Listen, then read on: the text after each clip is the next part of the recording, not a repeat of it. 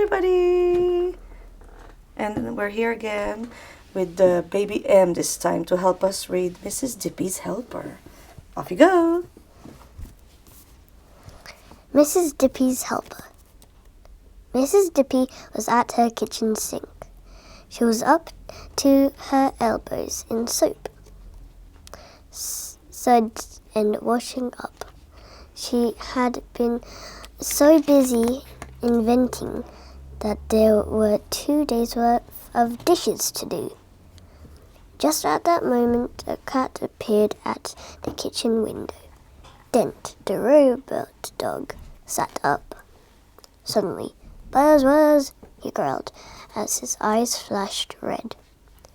He turned round in quick circles, madly knocking his oil can over. The oil went all over the kitchen floor. Oh dear.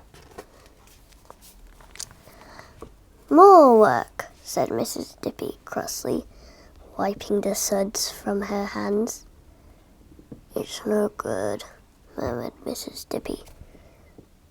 "I can't be an inventor and do the housework. I need a helper." Mrs. Dippy couldn't afford to pay for a helper, so she decided to try and invent one. "Let's see what's in the storeroom at the moment," she said to herself.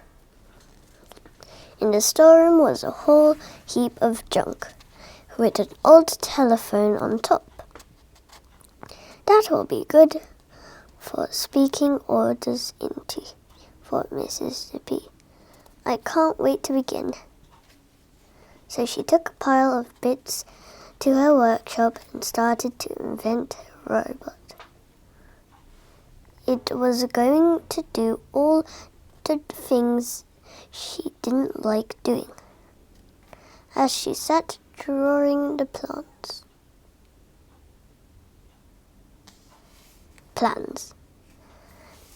Dent could hear her murmuring to herself, "Rubber gloves, so the washing up doesn't rust his hand. Mm-hmm. 2 old Wellingtons so he can mop up the floor without foot rust. A feather duster to come out on a metal rod. A dust sniffer to make it work.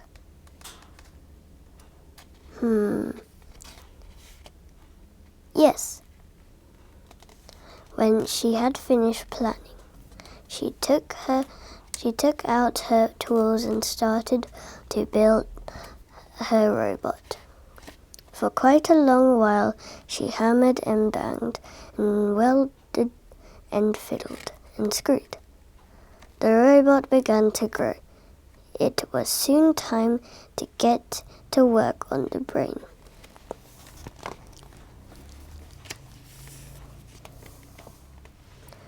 But while Mrs. Dippy was fiddling around inside the brain box, Dent saw her spanner. He thought it was a big metal bone, and he grabbed it in his mouth and ran off into the garden with it. Mrs. Dippy rushed after him. Mrs. Dippy chased Dent around the garden trying to get her spanner back. I think they did it back there too. She had left the kitchen door open, and the little cat at the window slipped in quietly. When it saw the colored wires inside the robot's brain box, it went crazy. This was much better than a ball of wool. By the time Mrs. Dippy came back in with her spanner, the wires were in a complete tangle. "What a mess!" cried Mrs. Dippy as she shooed the little cat away. Now how were these wires meant to go? Said Mrs. Dippy to herself. Was it green to red and blue to brown? And the plain ones together? Or was it... Let me see now. She tutted as she fiddled and fixed. Dent sat very quietly while Mrs. Dippy worked. She had taken out his battery as punishment. That'll keep him quiet while I do this. Important fiddly bit, she said firmly. After a while, after quite a lot of fiddling and fixing, the robot was finished. It looked like a robot that was going to be really useful around the house. Mrs. Dippy stood back and beamed at it with pride. Ooh la la. Mrs. Dippy's little helper. She almost sang it with joy.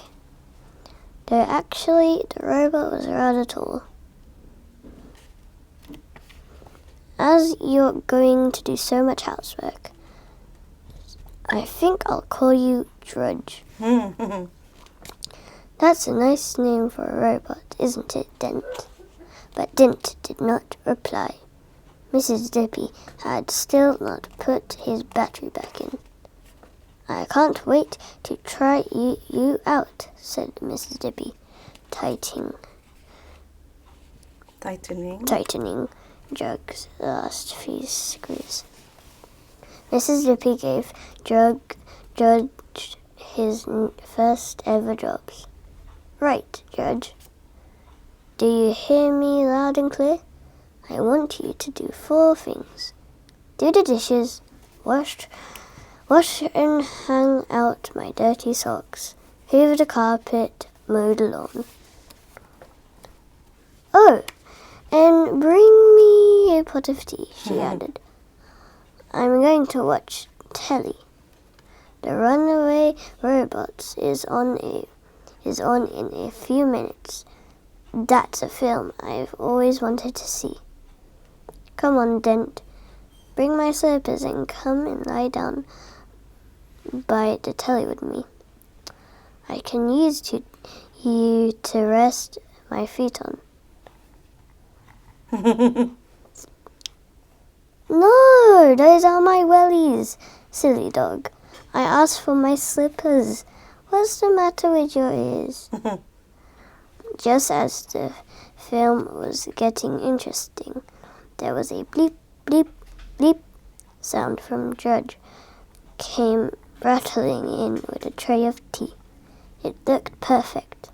The teapot had a cozy on it. Cozy or cozy? Cozy, yeah. Cozy on it. The cup and saucer were clean.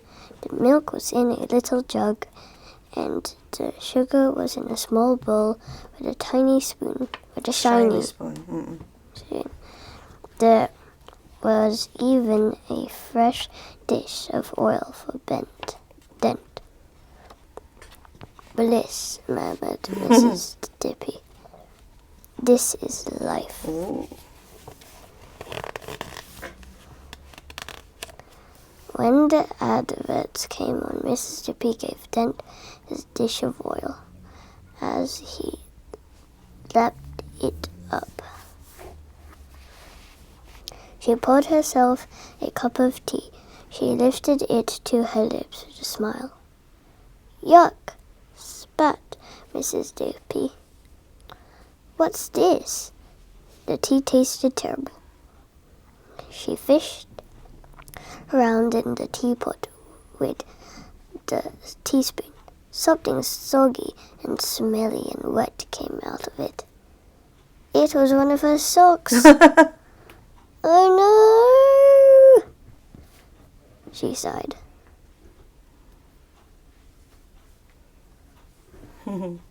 Now show the picture to them. Oh dear. Whatever. Whatever has that robot done? And she wanted to find out. The fluffy carpet in the front room looked very strange. It seemed to have gone bald. And there in the corner was the lawnmower.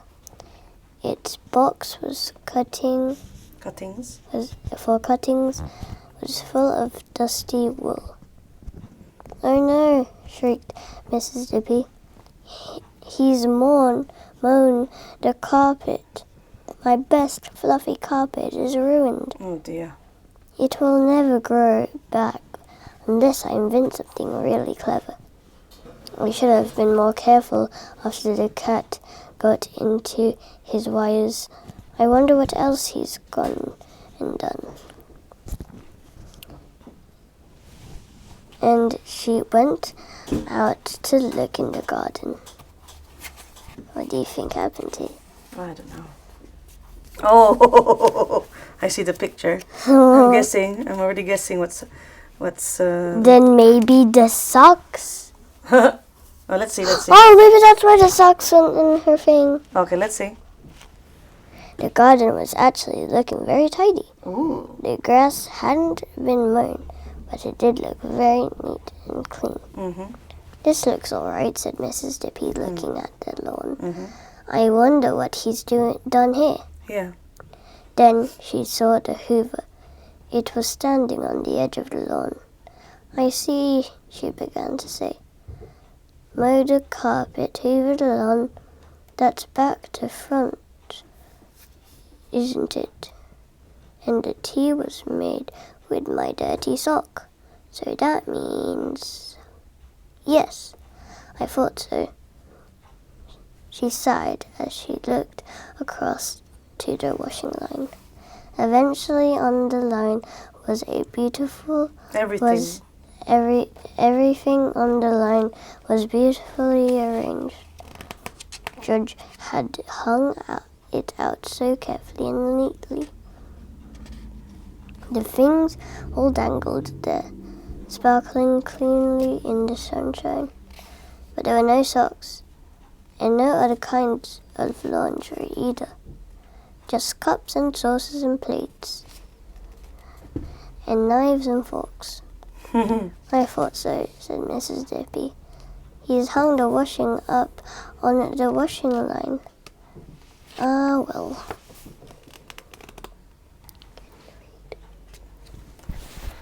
I'm glad I decided to video that film, said Mrs. Dippy. Oh, sorry. Let's try. I'm gonna. Switch microphone. Yeah, I'm just gonna finish it off, as baby M wants to have a little sip of water. And I'm tired. It is quite a long chapter. I'm glad I decided to video that film, said Mrs. Dippy.